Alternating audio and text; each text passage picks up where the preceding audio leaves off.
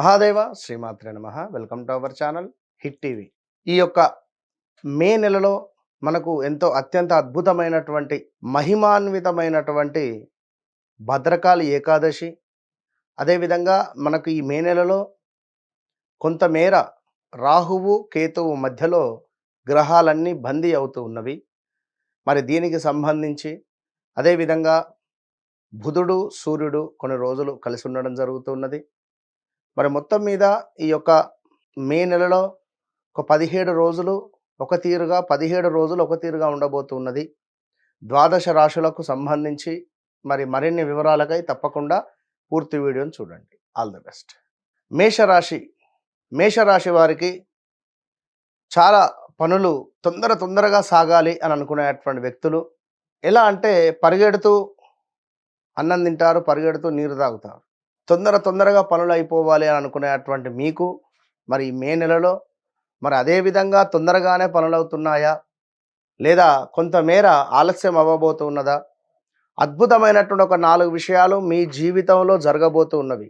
ఎంతో అత్యంత అద్భుతమైనటువంటిది. అందులో మొట్టమొదటిది డబ్బుకు సంబంధించి, రెండవది ఉద్యోగానికి సంబంధించి, మూడవది ఆరోగ్యానికి సంబంధించి.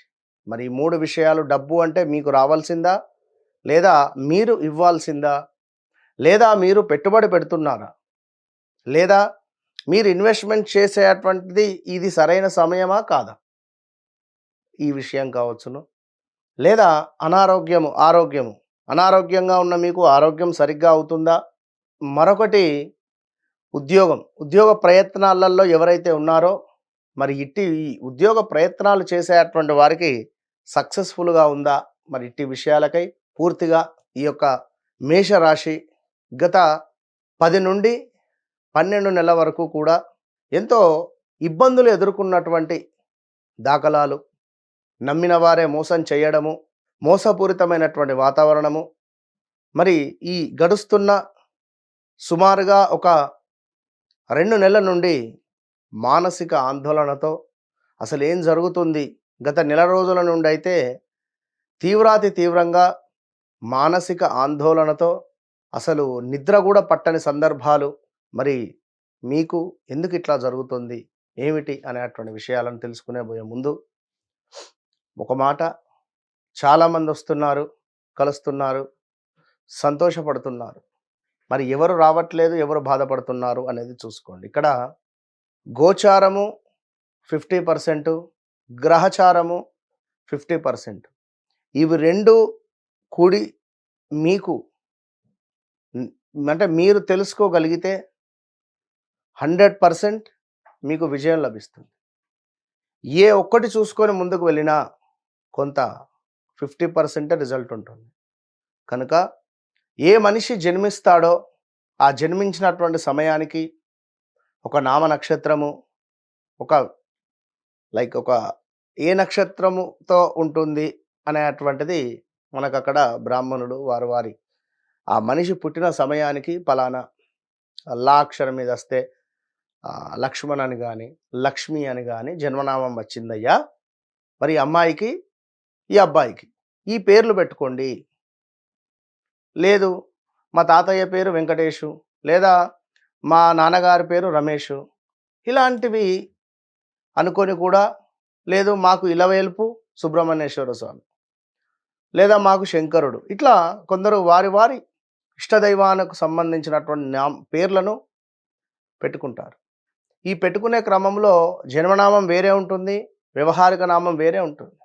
ఇట్టి సందర్భాలలో తప్పకుండా మీకు కొంత వ్యవహారిక నామంలో అర్ధాష్టమ శని, అష్టమ గురువు వచ్చినప్పుడు ఇబ్బందులు ఎదురవుతుంది. ఈ గ్రహచారములో కూడా నడిచే దశ అంతర్దశలు, గోచారంలో మళ్ళీ శనైశ్వరుడు మార్పు, గురువు మార్పు, మీకు కొన్ని ఇబ్బందులు ఎదురవుతూ ఉంటాయి. సో ఆ విషయాన్ని క్లియర్గా మీరు అర్థం చేసుకొని ముందుకు వెళ్ళాలి. సో అంతటి సబ్జెక్టు, అంతటి సాధన 100% మన వద్ద ఉన్నది. కనుక చాలామంది వస్తున్నారు, తెలుసుకుంటున్నారు. వారి జీవితంలో జరిగినటువంటిది మంచి చెడు మనమే చెప్తూ ఉన్నాం.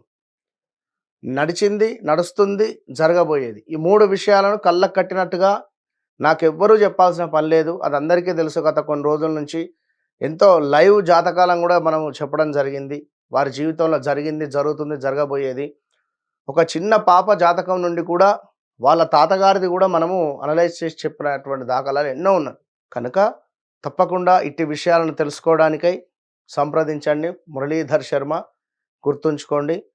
మరి మేషరాశి వారికి సూర్యుడు, బుధుడు కలవడం ద్వారా బుధాదిత్య యోగం ఏర్పడుతూ ఉన్నది. కొంత చక్కటి ఆరోగ్యము, సంచార ఎటైతే ప్రయాణం చేస్తారో ఆ ప్రయాణం మీకు ఉపయోగకరంగా ఉంటుంది.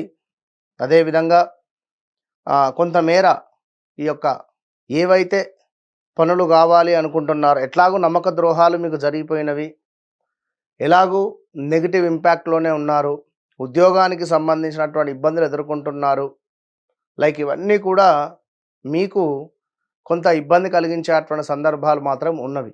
ఇక మరొక విషయం ఏమిటయ్యా అంటే దుర్మార్గ స్నేహము, అకాల భోజనము, విద్యలో వైఫల్యము, బంధుమిత్రులతో కొంత విరోధాలు, కొంత విందు వినోదాలలో పాల్గొనడాలు, సర్వదా కొంత అనుకూలంగా మాత్రము ఉండబోతూ ఉన్నది ఈ నెలలో.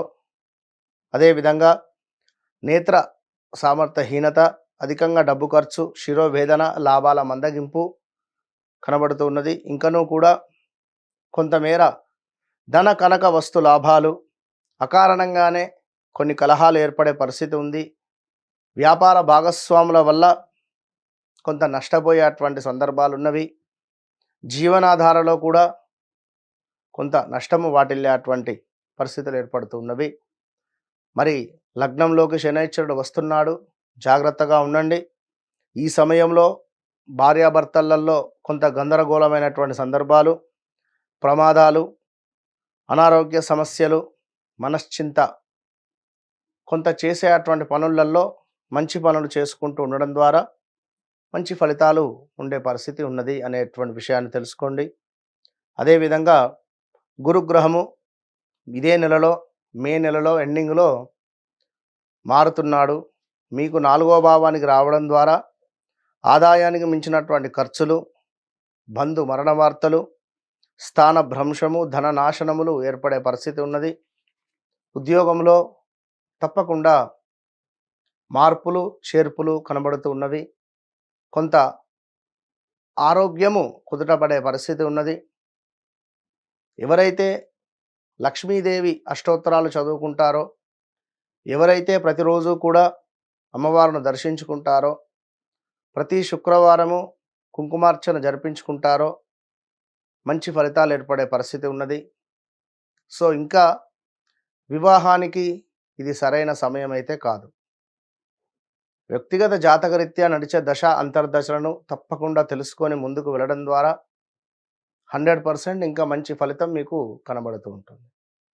సో ఎవరైతే మేషరాశి వారు ఉన్నారో, లవ్ బ్రేకప్స్ జరిగిపోయినవి, అదేవిధంగా కొంత అనారోగ్య సమస్యలు, వాహన ప్రమాదాలు, నమ్మిన వారి నుండి మోసాలు, ఏదైనా గృహం కొనుక్కోవాలి అని కానీ, ల్యాండ్పై ఇన్వెస్ట్మెంట్స్ కానీ పనికిరావు, గురుబలం అసలే లేదు, ఇప్పుడు చేసింది బాధపడాల్సి వస్తుంది. ఒకవేళ మీ జన్మ జాతకం ప్రకారంగా నడిచే దశ అంతర్దశలు బాగున్నాయి అనుకుంటే ప్రొసీడ్ కావచ్చు. సో తప్పకుండా అమ్మవారి సాధనలో ఉండండి. All the best.